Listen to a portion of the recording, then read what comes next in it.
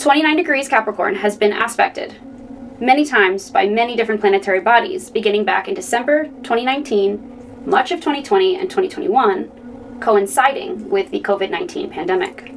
This is the energy of power struggles, control, limits, and restrictions at the hand of leaders who desperately try to maintain a sense of power. Jupiter, Saturn, and Pluto visiting these degrees the past 4 years since 2020 brought abuses of power, deceit, manipulation, and corruption at the hands of top-down structures, corporations, governing bodies, powerful leaders, the wealthy 2%, and big business.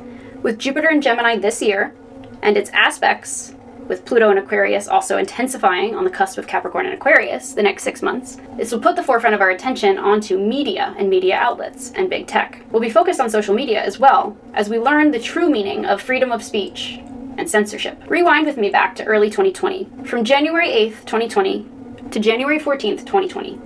The alignment of Saturn and Pluto, two big malefics, 22 degrees Capricorn, the KILL or BKILLED degree, and master number 22 carrying all the energy of Capricorn, coincided with the beginnings of mass fear-mongering from the COVID-19 pandemic as it began to spread globally. Mercury, Jupiter, and the South Node were co-present in Capricorn at this time, further intensifying the karmic energy.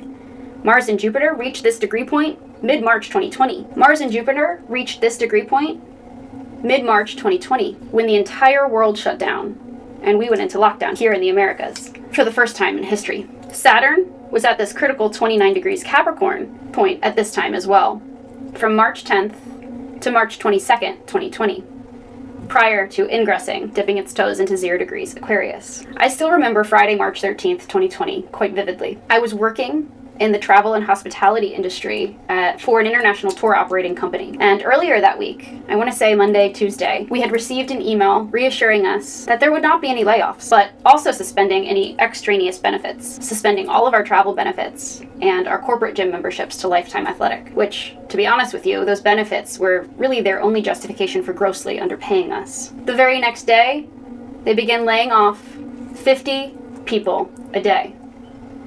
And would you believe the CEO had a brand new Audi delivered to the office in front of everyone while he made these decisions?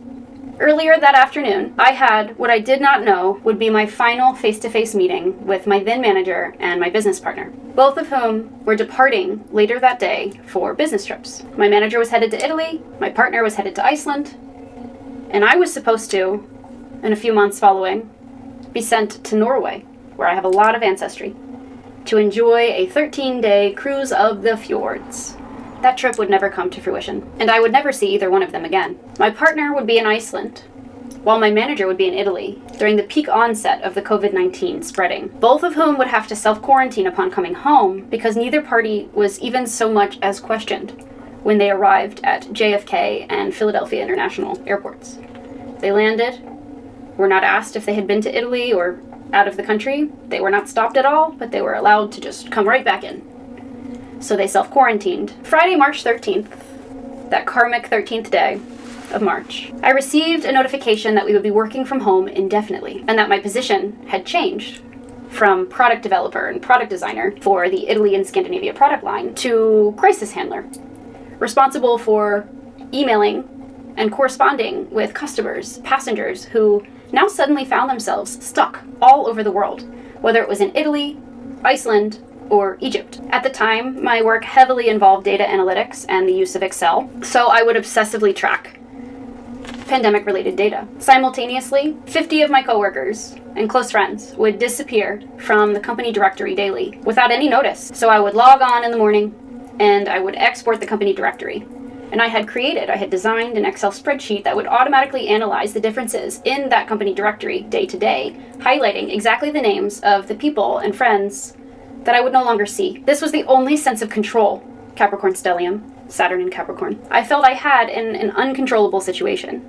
And it's also when my anxiety reached an all-time high. This was the first time I broke my caffeine-free lifestyle, which did nothing but worsen my anxiety. A few months later, I would manifest the most toxic relationship of my life via Bumble, in between lockdown protocols. We became very close during the pandemic. He told me things that I don't think he'd ever told anybody before, and maybe he hadn't met anyone who cared enough to listen. Because he was essentially all alone, completely isolated from his family, aside from a few close friends and a brother whom he seemed to have a bit of a turbulent relationship with. His family, who is extremely affluent and very much responsible for raising a spoiled, entitled brat who uses people for ego gratification, was at the time stuck at their property in the Turks and Caicos. I felt very bad for this young man, and I also adored him, and I fell right into his web of lies, deceit, and betrayal. It would take a close friend hacking him.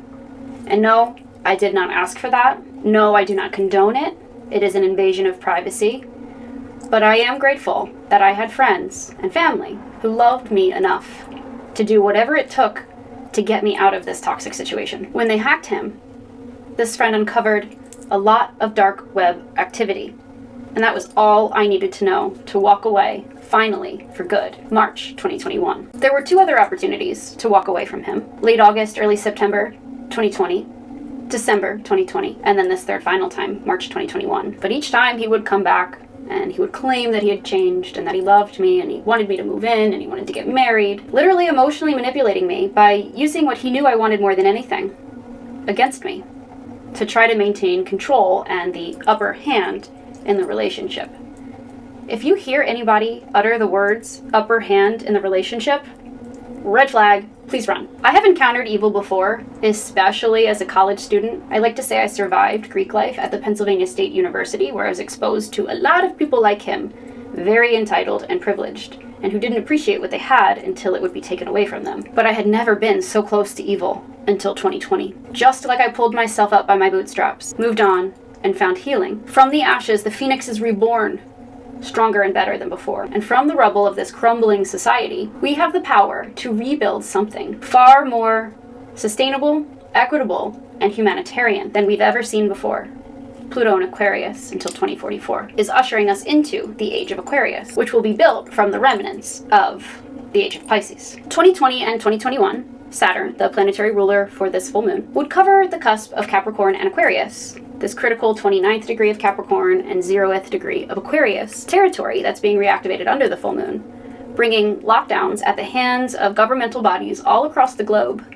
Aquarius is a sign that very much has to do with the lone wolf complex, which I cover in detail in the new moon in Aquarius video that coincided with our Lunar New Year, 2024, laying out the themes for the entire year. I'll link that here as an in-card and in the description box below for you to go back and review. That one I'm also quite proud of. This has deep ties to isolationism and familial estrangement, just as fixed star Sirius does, which was featured by exact conjunction 2 weeks ago in the Cancer New Moon 2024, the new moon that sat right in between the double Capricorn full moons. I'll link that series as an in-card here and in the description box below, but if you are more interested in focusing on Sirius, pay careful attention to parts 3 and 4.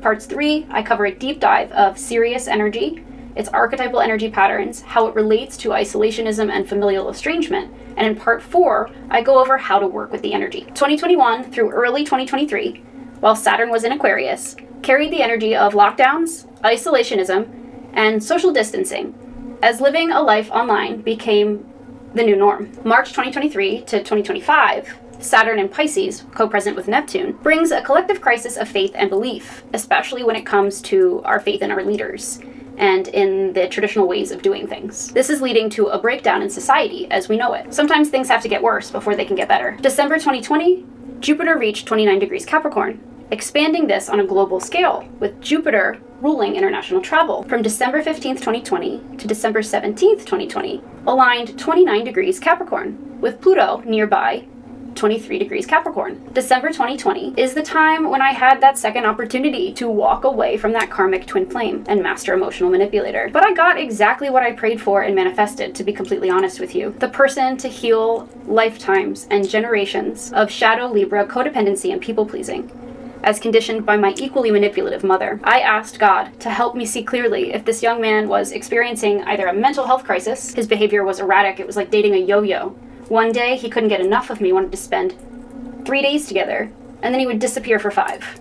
I imagine these were the ups and downs of abusing drugs, which by December 2020, I would find out to be true. That month, it had come to light that he abused Adderall, cocaine, and ecstasy, among other substances, regularly. And although that was shocking, it's something that I ultimately, having been raised by a mother who's an alcoholic and a now opiate addict, it's something that I would have looked at without judgment, and I would have navigated through with him with love, had he been able to take personal accountability, admit that he had a problem, and seek treatment. Originally, this young man was supposed to be a temporary summer fling with a younger man. And honestly, the story of Adonis and Aphrodite, which I'll get into later on in the video in the South Node Libra, Black Moon Lilith Libra section of the video. Adonis, who had Syrian ancestry just like this young man I allude to, reminds me very much of him. From his outstanding beauty to his love of hunting, and right down to our toxic connection. Even the archetypal theme of the divine feminine plunging to the depths of the underworld to explore her own psyche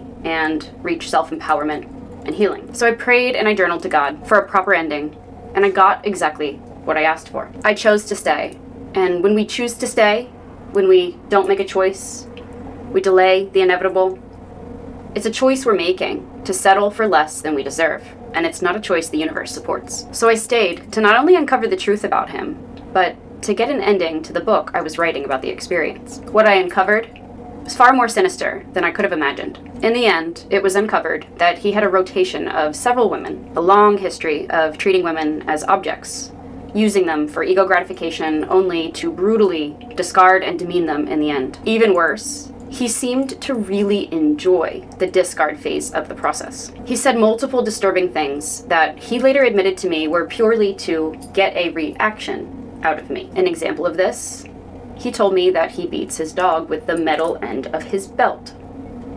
Now, I knew that wasn't true because his dog adored him every bit as much as I did. And I knew the dog wasn't abused.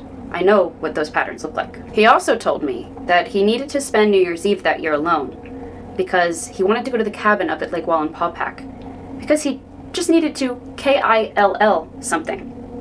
I'll let that one sink in. In the end, he showed me just how sociopathic, if not psychopathic, he is. And Lord only knows what he was doing on the dark web. To be completely honest with you, I hope it was just drugs. Because the alternatives, they make it hard to sleep at night. I can't shake this feeling I had in my gut from the very beginning, long before I learned to trust my intuition. The first time he gave me a tour of his home and showed me his basement workshop, I literally had to swat the image of women, people, being tied up down there. And I swatted it away out of paranoia because I figured I was just watching too much true crime. If you'd like to hear more about that story, I went public with it for the first time a year ago, actually, under the full moon in Capricorn 2023. So I will link that video. It's a 2-part series. Here's an in card and in the description box below. Bear with me. It's one of my older videos. I was still coming into my charisma and my Leo energy. And it was very hard sharing that story publicly for the first time. But I know it's important to talk about because when I was going through it, I felt like I was the only one in the world. And the more that I talk to people about it, the more I find those degrees of separation are so much smaller than we realize. Narcissistic abuse affects more people than you realize. It's important that we share awareness so that we can help people break the chain and get out of that cycle of abuse. Thank you for watching. If you're still with me, you're a real one. Drop your current most used emoji in the comments. If you took anything away from this video, we ask that you like, comment, share the content, and subscribe. If you enjoyed this video, we know that you'll enjoy the full playlist and this additional video. Thank you so much, love you, and see you soon.